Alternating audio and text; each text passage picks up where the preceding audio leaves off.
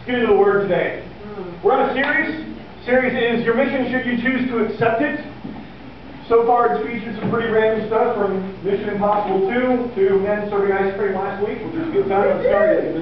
Let's do it again. There's something wonderful about coming together to a spiritual family and having men serve you ice cream. Basically what that is, God has called you, designed you, created you for a mission. And that is revolutionary. You are not here by accident. You have a purpose that has been foreordained by God since before you were born. Since before, I might say, the creation of the universe, God had already looked at you and said, I got a plan for you, a very special plan for your life. That's what we're diving into in this series. Last week we talked about this one simple fact. To go on a mission, you have to have somebody who's in charge. There has to be a boss if you're going to be on a mission. We watched the catastrophe happen when three men got up front and had no idea who was in charge. They started trying to nominate elect. I think they were about ready to form a democracy and have votes. You got to have somebody who's the boss. Today we started talking about what that mission is that God's called us to. Now the scary thing about this is this sermon has been really messed up all week. I had a plan. I've been working on it in my mind all week. I had a plan until I got down to actually write it out yesterday, and God said, no, we're not going with that. I thought we were going to talk about the team. We're not talking about the team. We're talking about what the mission is. Then I got to first service today, and we got through the prologue, basically, of the sermon, and didn't get any farther. So this may take 2 weeks to get through this. That's okay, though. It's okay. We're okay with that. I want to ask you this question, though, and this is not a rhetorical question like Heidi's question. This is an actual speak up, let your voice be heard question. What do you think are the greatest challenges facing Christianity? Now, if you are here and you're not a Christian and you're checking the God thing out, drugged by somebody else, I want to know what you think. If you've been raised in the church and you were one of the frozen chosen, I want to know what you think.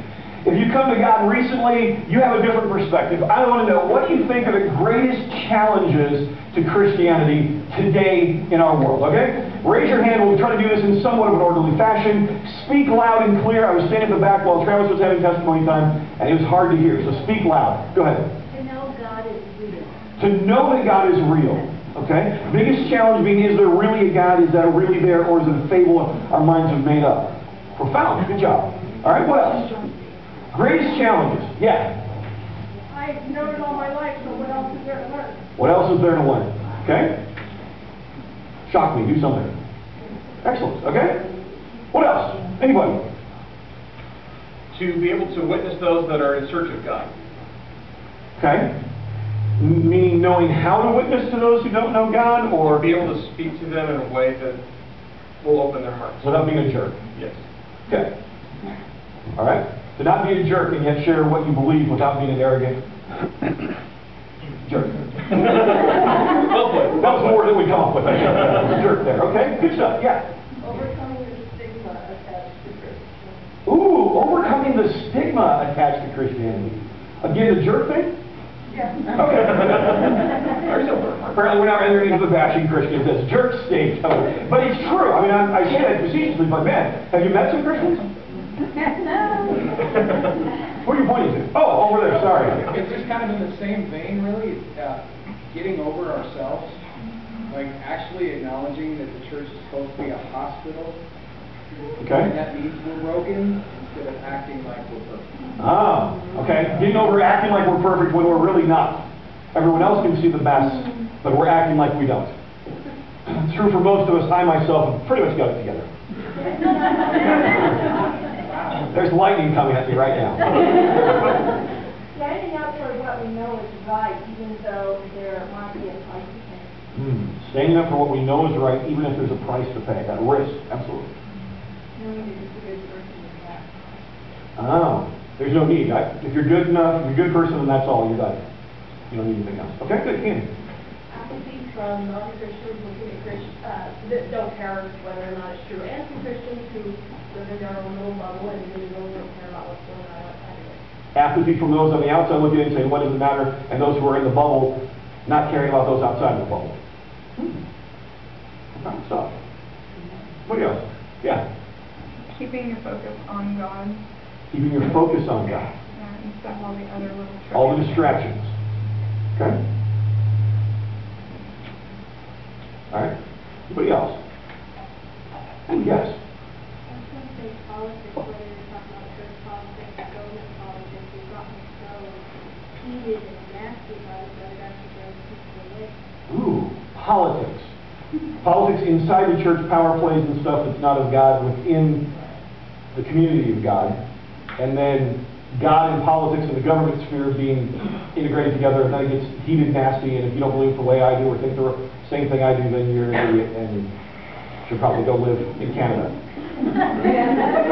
Way to expand that line. I'm just trying to extrapolate because it's hard on that out there.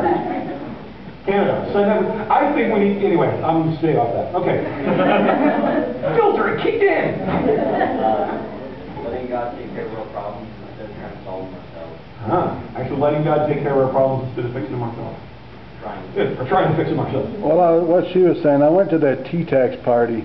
That was nothing but a bunch of force God into this and force God into that. And we need him in the schools. This guy runs around with this station wagon giving out DVDs about, we got to force God into the schools, you know.